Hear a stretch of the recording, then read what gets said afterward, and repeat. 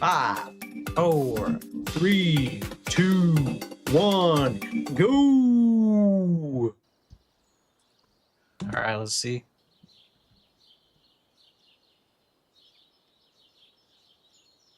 Okay, revealing the candidates at the end of the video.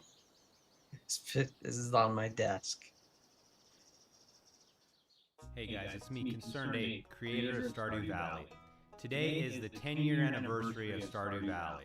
So to commemorate this special milestone, I put together this video which shows off some old builds of the game, has some of my commentary about the development timeline, and highlights the various updates over the years and how Stardew Valley has changed over time. So I hope you find it interesting, and here we go. Yeah, cool. Sprout Valley. Sprout Valley, 2012. So this was the original name of Stardew Valley. It was called Sprout Valley, which is an awful name. That's why I eventually changed it. But this was probably about 6 months into development. I had a functioning game, but it was very rudimentary, and I would say much more similar to the Super Nintendo Harvest Moon game than Stardew Valley is today. Of course, I grew up playing Harvest Moon for the Super Nintendo, and so I was heavily inspired by it. And, you know, my first target, you might say, for this game was to essentially emulate Harvest Moon for the Super Nintendo. That was my starting point. Yeah. And then I wanted Harvest to expand Moon. a bit from there. Harvest Moon was the inspiration. As you can see, the pixel art basically looks like crazy. crap. But there are some things like the bus there that essentially made it into Stardew Valley. The basic design was there, even 6 months into development, and you know, Stardew Valley took 4.5 years to release 1.0. So we can watch this for a little bit. You'll notice how it looks similar to Pelican Town. Some things are basically unchanged, but then other things are quite odd. Pierre's got his daily wallpaper and flooring on display.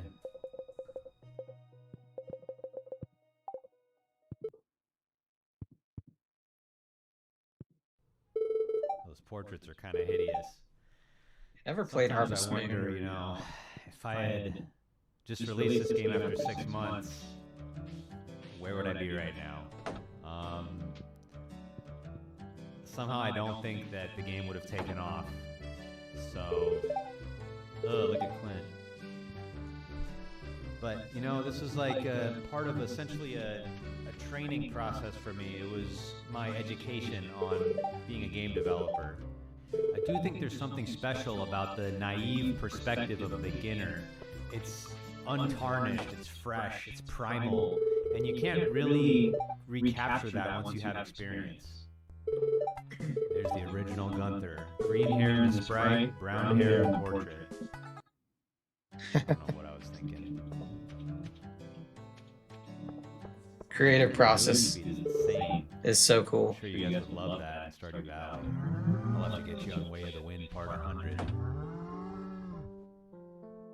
Those trees looked like more realistic than they do now. Let's show you the old mines real quick. Not as stylized. These are one of the areas of Stardew that have gone under a lot of changes, probably the most changes of any, at least gameplay element. However, some concepts have been there from the beginning, like slimes. Slimes have always been there. Ladders down have always been there in one way or another.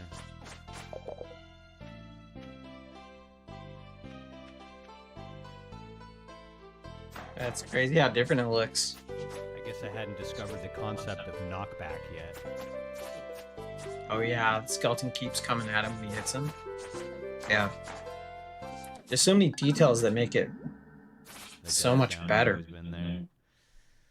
All right, But well, some stuff's the same. For Sprout Valley. So let's go ahead and jump to the next earliest build that I have. So here we have a build from 2013.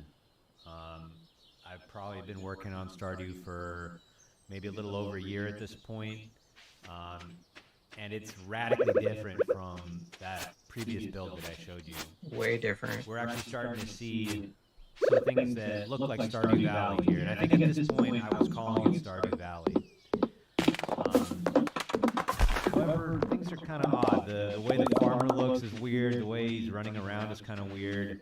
The colors are now more saturated, which is true to form, but yet that exact shade of Stardew Valley yellow dirt hasn't quite been established yet.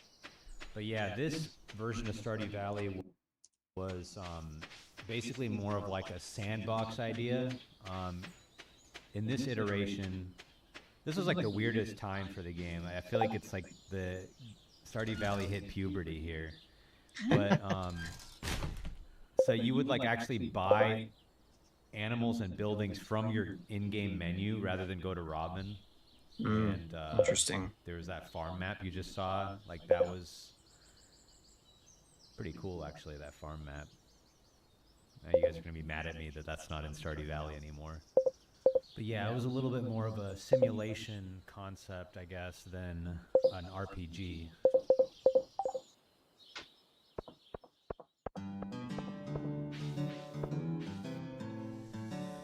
Yeah, so back then I had item of the day and crop of the week, but I got rid of that because there's this fundamental problem where you can store things in chests in Stardew Valley. So this creates this incentive to just never ship anything until the crop is crop of the week or the item is item of the day, and I just don't think that's very fun.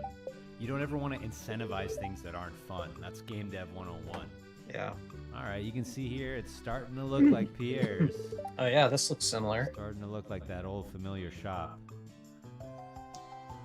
The menus are still off a little bit, like the shelves look. Anyway, maybe let's jump pretty ahead close. a little bit and check out what the mines are looking like in 2013.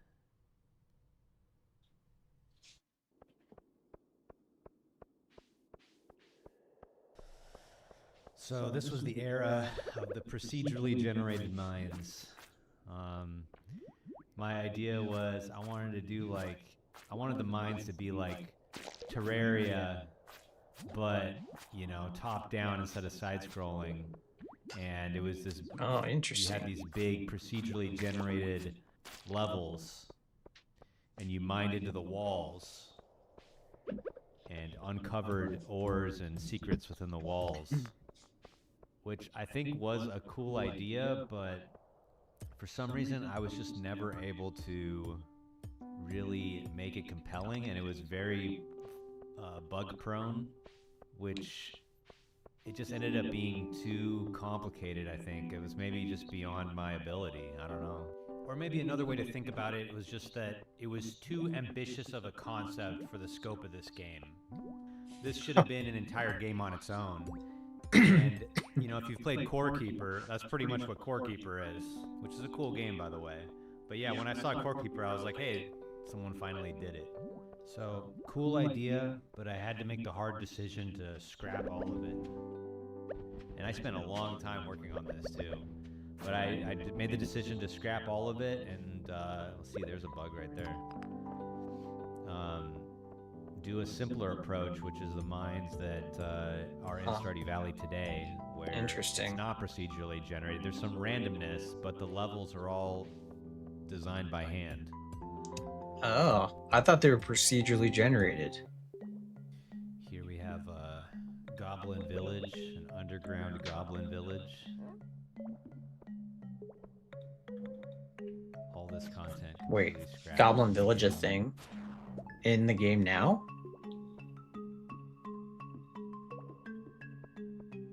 And I mean, I don't regret it. Just because something sounds cool, just because the idea is cool, doesn't mean that it's going to be fun or it's going to be the right idea in practice. Oh, and by the way, underground Goblin villages are not canon, all right? Anything you see here from previous builds is not considered to be Oh, okay. canonical Stardew Valley. Well, they're not part of the All game. right, let's move on to yet another more recent version. So this one's from sometime in 2014. This was the title screen at that time. I mean, it's kind of glitching out, but it had these weird buttons on the side. And then when you loaded the game, there was this loading screen, which was kind of reminiscent of like The Sims. But I mean, it doesn't look too much different than the last build, but you start to see some more Stardew Valley things come into place, like the what we call the daytime money box in the upper right is there. Willie's shop is basically looking like it always does. We now have the community center in the game, and it looks essentially exactly the same as it does now. I'm not sure why there's this ugly yellow color, this ugly yellow filter over the entire screen. You'll notice Clint was a little less doughy back then. And Joe Jamart was not yet in town. Hat Mouse wasn't a thing yet.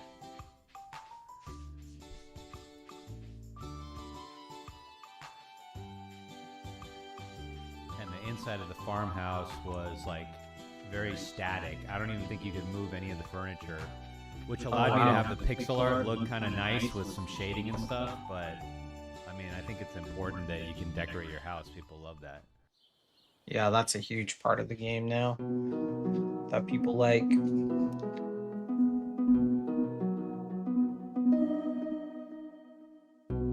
Alright, where are we going now? What year? That's cool. I didn't know he was going to show all this, like, previous stuff. I love seeing the from August process. 2015, which is only about a half year from launch. But still, there are a ton of things that are, like, not finished yet. So this shows just how much Stardew Valley kind of came together at the last moment. The farmhouse still has this weird protuberance. Protuberance, is that a word? This weird thing, this nose sticking out right next to the door. I don't know what I was thinking there. But obviously I got rid of that at some point. The mailbox is still on the left, so that must have changed that. You know, it's like I did a ton of work in the last like 6 months. I think I was just at the point where I knew it was so close. I needed to finish the game. The finish line was so close. And that's what gave me the drive and the motivation to make all these little changes in the last 6 months to prepare the game for release. I think one of the most notable things was just that the farmer still had this weird, goofy look. This is not what the farmer looks like in Stardew Valley, so that was like a last-minute change, which I'm really glad about because I don't really like the way this looks. It looks kind of stiff, kind of like a Pinocchio or something.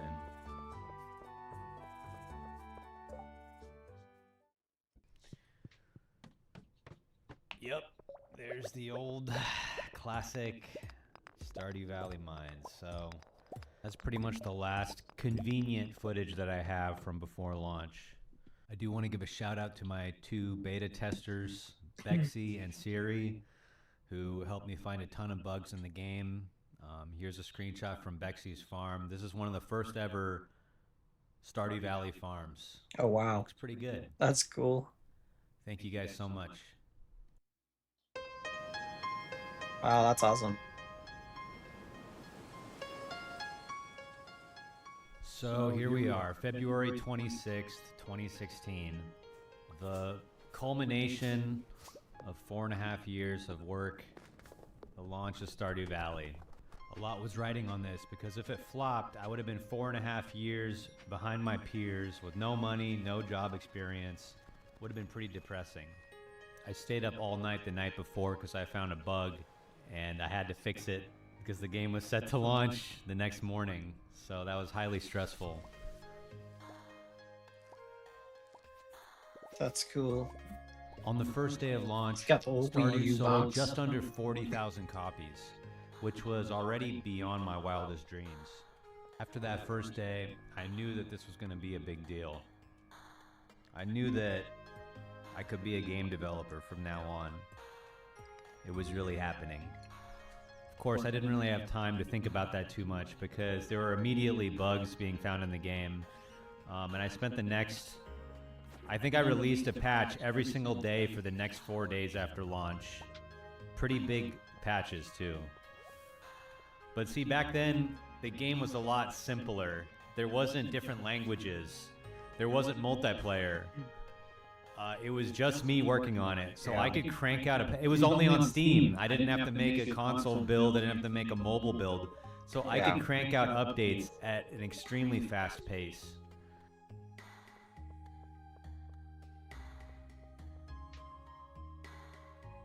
And I love the process of this. How it's just so iterative. That people found, and trying to add meaningful improvements to the game with each patch. I was releasing patches pretty rapidly. Some notable examples were Grandpa's Shrine and his evaluation. When the game first came out, Grandpa was extremely harsh, and he was almost a little bit rude. You know, if you didn't do a good job, he would say, "Man, I should have bequeathed the farm to my other grandkid."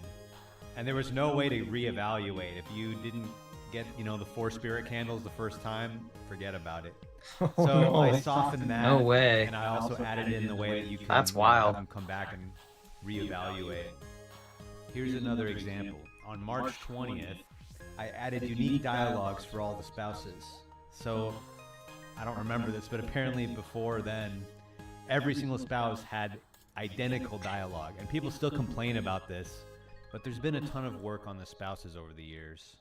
And it just goes to show that, even though Stardew Valley was launched, in my mind, it was not its ultimate form. That's why I kept making updates. That's why I, essentially, as soon as these bug fix patches were out of the way, I immediately started working on the 1.1 update, which is the first major content update. Yeah, it's cool that he approaches this like a living thing, that he keeps updating, keeps So I'll just making briefly better. go over the updates. If you want to see everything that's been added to Stardew Valley, I recommend going to the version history page on the Stardew Valley wiki. But yeah, the 1.1 update added 4 new farm types and kind of established the tradition of every update adding new farm types to the game. And notably, it added Shane and Emily as marriage candidates, which you, the community, voted on a poll that I put on Twitter. That's who I chose. 1.2 just Emily. added new languages to the game. It wasn't really a content update. I hadn't yet established the tradition of 1.x updates always being major content updates. So then we had the 1.3 update, which most importantly added multiplayer to the game, fulfilling the promise I had made to the players before Stardew Valley even came out. 1.3 also added the winter night market and a few other things. One thing about 1.3 is the multiplayer was actually developed, not by me. It was put in by a guy named Tom Coxon, who went on to create a game called Cassette Beasts. You should check it out. Thanks, Tom. Oh yeah, But, I've heard of that. Yeah, it started this new era where I was open to getting help on the actual development of Stardew Valley, which allowed for bigger, more ambitious updates. So then there was the 1.4 update, which added the movie theater, fish ponds, 14 art events to all the spouses, and many other great things to the game. Then we had the 1.5 update, which added a huge endgame location, Ginger Island, the Quee quests, and this idea of perfection. Holy The cow! volcano, which allowed you to enchant That your was weapons wild. and tools, and many other great things. Then there was the 1.6 update, the most recent update. Yeah, the that's where we're at return of the now. Valley after 1.5 Ginger Island. 1.6 added some new systems, some endgame content. It kind of filled in some gaps that I feel like were present in the game.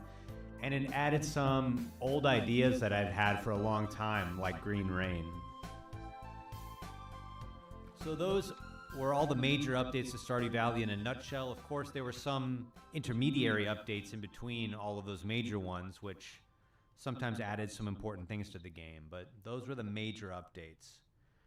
Now, what's Oh, next? man, that's cool. Well, as I've already announced, there is a 1.7 update in the works, but I don't want to reveal too much about what's in the update yet. Nice. Though I did announce that there would be 2 new marriage candidates, and I'm going to reveal those soon. I know you guys are probably bored out of your minds by this, and you're just waiting for me to get to the unveiling of the marriage candidates, right? Not bored. But I just have one more thing to say. So awesome. I have in my hands an envelope with the names of the 2 new marriage candidates that will be added in 1.7.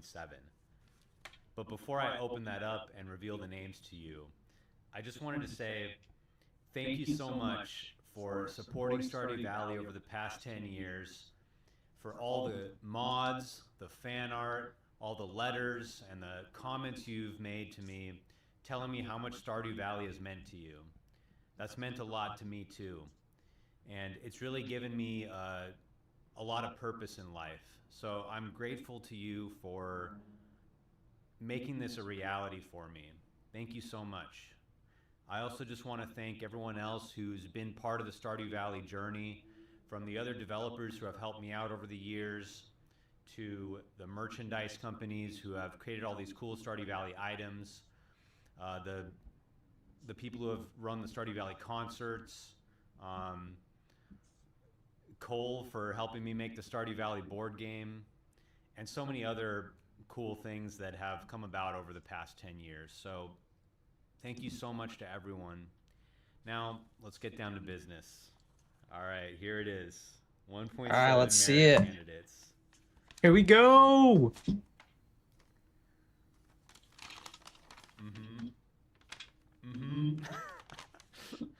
There you All go. right, Clint and Sandy. Yeah, I love that. It's their turn. It's their time. Clint and Sandy, new marriage candidates in Stardew Valley. Just announced. That's cool. Well, I thought thanks Clint for was watching, a given. and I hope you have a great day. Bye. Okay, yeah, that was cool. So, no real announcements other than the marriage candidates, but Clint and Sandy, I think those are good ones. Like, Clint's always been on my radar as somebody who should be a marriage candidate, and Sandy's fun. Okay, that was the watch party. It was great to see some of that retro stuff and kind of where the games come. That was great. Okay, we're ending the watch party now. Thanks for watching.